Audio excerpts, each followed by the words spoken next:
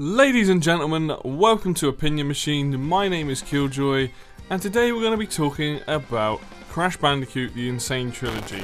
As you guys know, Opinion Machine is about any kind of gaming news we want to talk about. So, I recently picked this up for Nintendo Switch, and I've played it before on PS4, and I kind of want to just sort of talk about my impressions of what I've played so far. So I've completed the Crash Bandicoot 1, and I'm most of the way through Crash Bandicoot 2, and I've never played Crash 3 on it yet. So I'm going to kind of be talking about 1 and 2 mainly, and I want to talk about some of the issues I have with this remake and why it's kind of very frustrating game.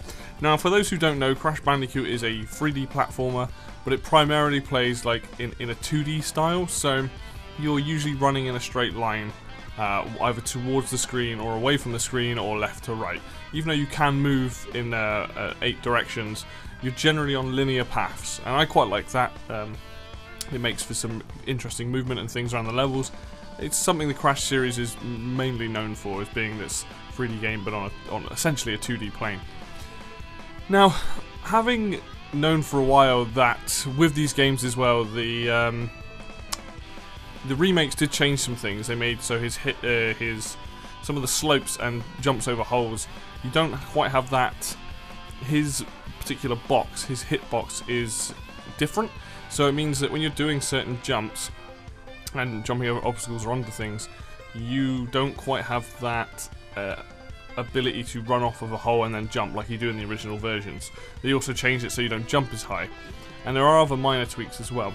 But one thing they didn't change, and what is my biggest problem with these games, the first one and the second one, is this game has a problem with perspective. Now, certain levels this isn't a problem on, because some of these levels you run left to right, so it plays like you're playing a 2D platformer, and that's fine. With the first game, you've got some levels where you're running it away from the screen, which is fine. You're outside, the camera can shift and be slightly above him, and you can see what's coming fairly well. But the first game also has a ginormous difficulty spike when you get to basically the third island.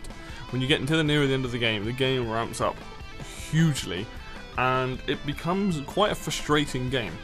One level in particular, it's called Toxic Waste. You're inside a very small level, and it's enclosed, and you're running away from the screen. The camera is further down, so you can, instead of being slightly above his head and looking, it is further down.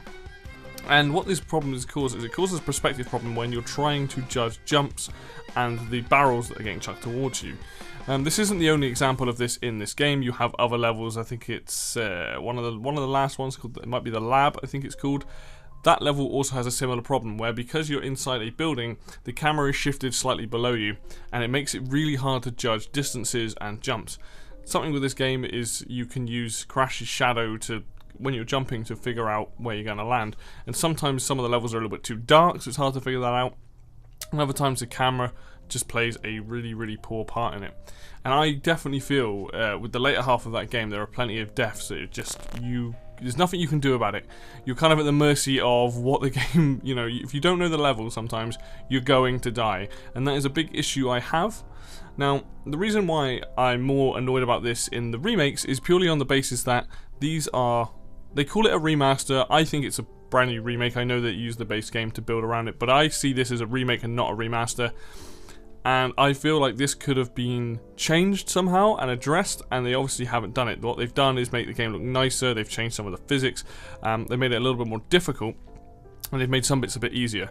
Slippery Climb in the first game is probably one of the most famous levels for being incredibly hard. It's still very hard, except that you now have the scientists that are in it don't throw potions as fast. There seems to be some differences that I personally noticed that made the level easier. Though at the same time, there are some weird hitboxes on the birds, so that can really throw you off. But with the second game as well, the second game you have the same sort of problem. There are sewer levels where you are running away away from the screen, and these sewers bend left and right. And there are sometimes enemies and things there that will just come around and barrel ass straight into you, and if you don't know they're there, you just die.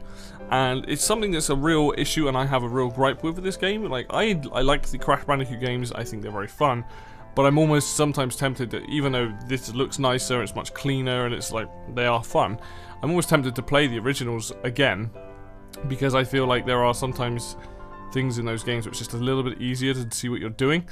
And I'd have to go back and play it. I played Crash 2 not too long ago, but playing this remake, I've been dying a lot more. I feel like I'm not doing half as well, and I have a feeling it's to do with the camera's perspective. I do need to go back and double check, but something to me, it's something that I feel like could have been tweaked, because it is frustrating. There's bits where you're on the sewer levels again, where you're hanging from the ceiling and you're going towards the screen. Again, very hard to judge where some of the enemies are going, and if you're too close. The two biggest offenders in Crash 2 are the electric fences. So you have these electric fences that you can slide under. And there's one level where you're running away from a polar bear and you have to slide under them, and you're running towards the screen, so they kind of come on screen and you slide under them. The problem is, it's really hard to judge without getting hit. Like, either you slide too early and the bear catches up with you, or you slide too early and get hit by the fence. And there's one where it's over a hole as well, where you have to slide and then jump. And it's really difficult to judge. And it's definitely taken away some of the enjoyment I have with these games.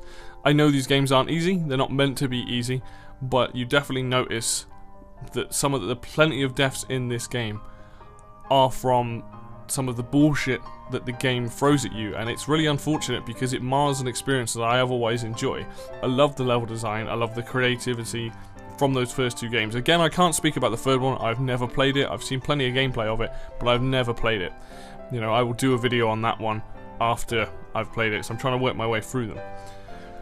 But it brings a good point to me. It just feels like when you remake a game and you have issues like this, I feel like these things could have been slightly changed. I feel like you know, you can either have it so you widen the level just enough to make it to give you the players a little bit of chance to see things a bit quicker, or you change the camera angle, or you have to change things so that they're not fiddly, because when you're playing these levels, when you get to this point in the game, like, it's just death after death after death.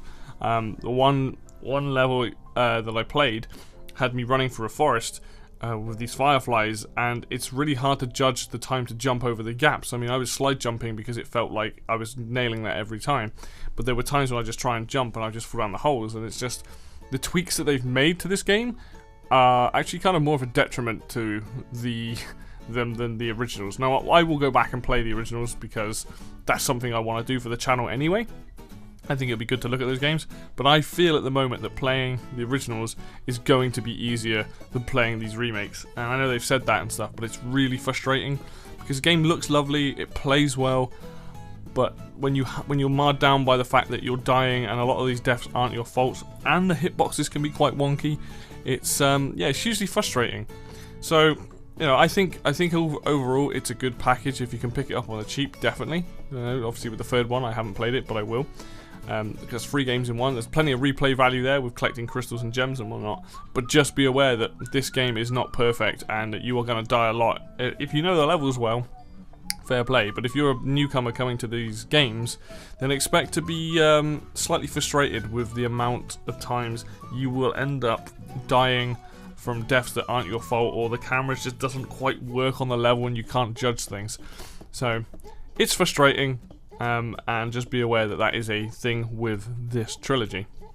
Anyway guys, that is it from me today. Thank you very much for listening. As always, if you like this video, please hit the like and subscribe button, and obviously drop comments in the bottom. Tell me if I'm wrong.